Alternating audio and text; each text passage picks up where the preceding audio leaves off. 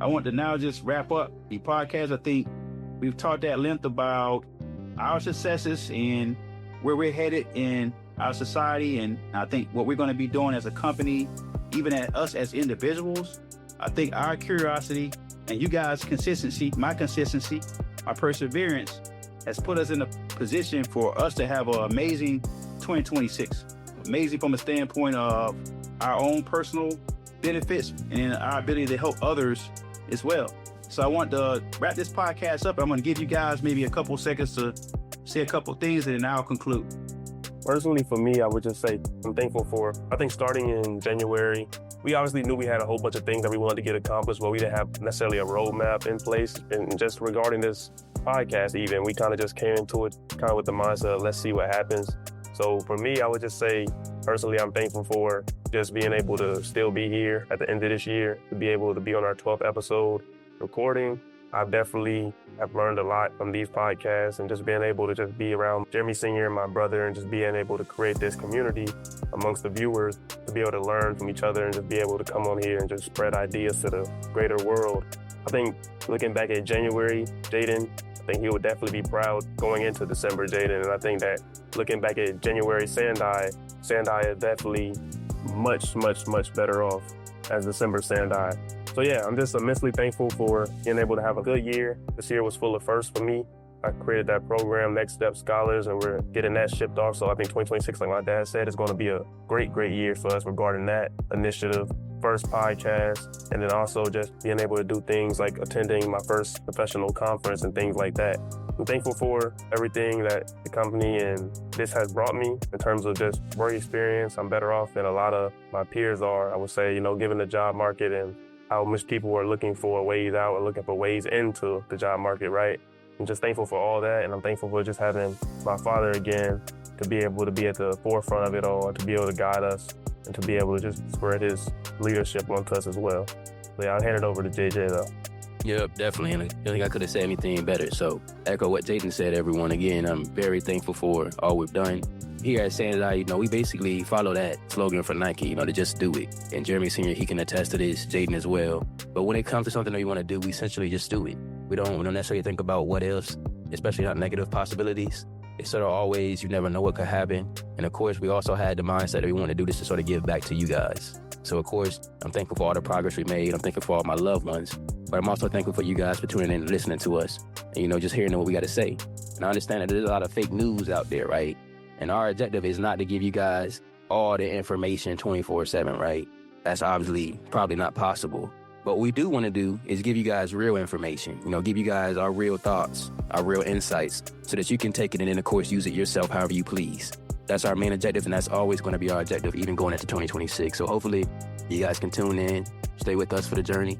Of course, share your knowledge as well. We're going to be opening up, for you guys to come in and talk with us here pretty soon. But yeah, like I said, thank you guys for tuning in. It's been a hell of a year, and I look forward to making 2026 even better. Yeah, we're going to have a couple more podcasts for this year is up, though. We're going to do a 13 with the Jack and Jill. Then we have another person we're going to bring in that's passionate about our work with Jack and Jill. So it's going to be an exciting podcast. And we're going to probably finish the year with some of these students. We can probably rehash some of these things we're thankful for and what we're looking forward to do in terms of mobilization of our many initiatives in 2026.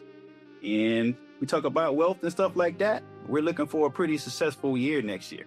I think what I want to say is, I said earlier, we have a lot to be blessed for, but I won't make this about us. I just think about the work that we do has always been based in the little guy and little guys. I'm from an underprivileged background. You guys have been blessed a little differently between your mom and I and the environment we've been able to put you guys in. But a lot of people in America are struggling, man. We're still in November. We started this month with people not getting SNAP payments. Remember, there's 42 million people. 42 million Americans struggle to put food on their tables.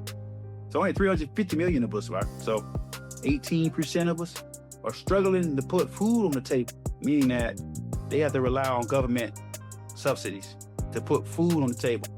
I understand that many of those people who suffered for about 4 or 5 weeks of getting no benefit, many of them are going to lose that benefit permanently.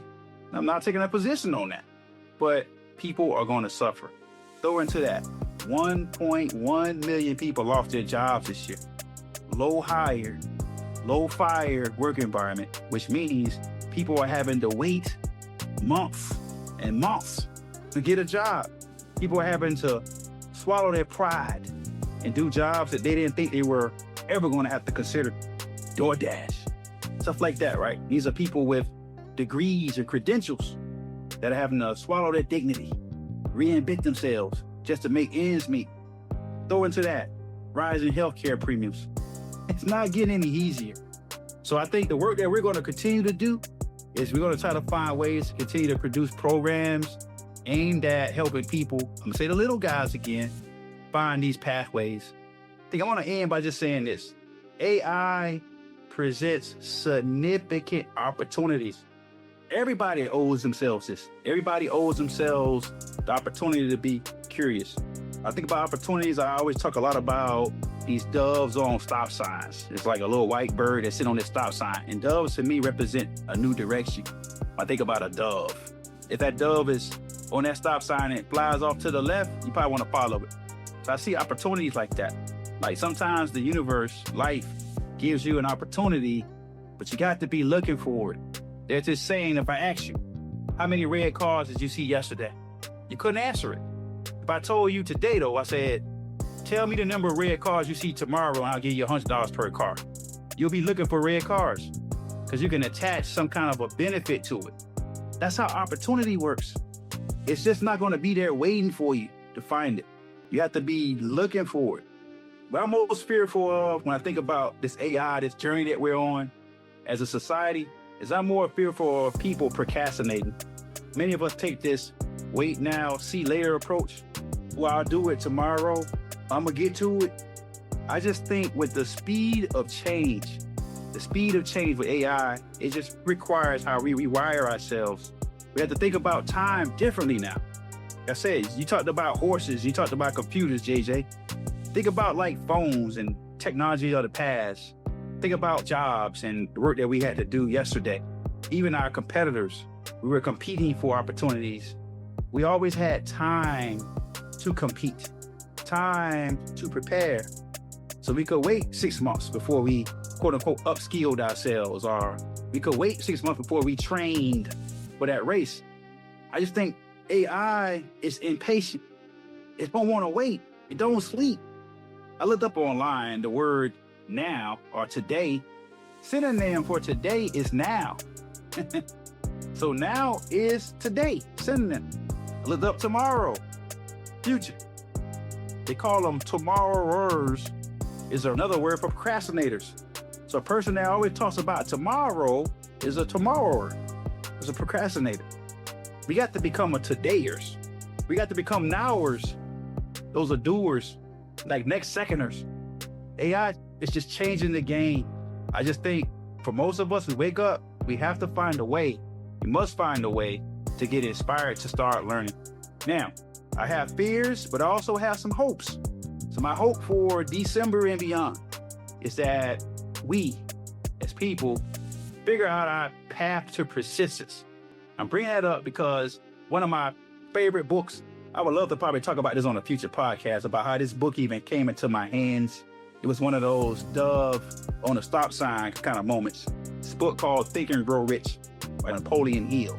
Not going to go into too much detail about this, but it's a book that gives you understanding of how a bunch of people obtain their wealth. These are folks like Henry Ford, person who started Coca-Cola, and Colonel Sanders in there. So there's a bunch of people in there who were in business. He got some athletes in there too. That this guy, Napoleon Hill, essentially had opportunity to interview and figure out all these different things that these people did day to day that made them successful. These people all come from nothing. In chapter 9, it's about the 8th step to riches. It's persistence. It's called the sustained effort necessary to induce faith. In order for you to have faith in something or attain faith, you have to be persistent about something. Persistent. I'm just going to read something from this book, and I'm going to conclude this element of this podcast. But it just says, persistence is an essential factor in the procedure of transmuting desire into a monetary equivalent. The basis of persistence is the power of will. willpower and desire, when properly combined, make an irresistible pair. People who accumulate great fortunes are generally known as cold-blooded and sometimes ruthless. Often they are misunderstood. What they have is willpower, which they mix with persistence and use as the basis of their desires to ensure the attainment of their objectives. What I'm saying here, everybody, audience, is we have to become persistent about learning AI. We have to be persistent about visualizing our tomorrows. We have to be persistent about understanding what type of a tomorrow we're going to occupy, what kind of job we're going to hold. We have to envision this stuff, and we can't necessarily see it. As you said, JJ, you call it the grim. I don't think you should look at it that way. I think you should look at it from an optimistic standpoint. You got to look at it from a standpoint of purpose. And you got to really try to define what that is for yourself. That's what we do here at Sandai. We get up every day and we take what we have before us and we just make sense of it. We do a lot of Googling. We do a lot of chat GPT just to figure out what opportunities lie. I think everybody has to get in the act of doing that. Just getting up each day, trying to base your day in understanding what's going on in your communities and your societies. Figure out a way to embed AI into your everyday and then leverage it to identify causes, opportunities. We talked to our students in our DataGen Scholar, one of our calls. I think last month we talked about looking at ways to monetize causes. I think if we use this stuff, if we're using it daily, it just becomes a part of who we are. It becomes rote. It becomes a part of us. No different than what you guys do when you want to go to that gym. You don't think about it at all. You just go into the gym. Some days you don't want to go, right? But you get up and you just go. I think AI has to be thought of the same way. And most of us have things that we like to do. I just think AI has to become rote, just like those things that we like to do, call them vices. AI needs to become a vice for all of us, or a device for all of us, to help empower us and help us become the superheroes I think we can become as people if we put this stuff to use.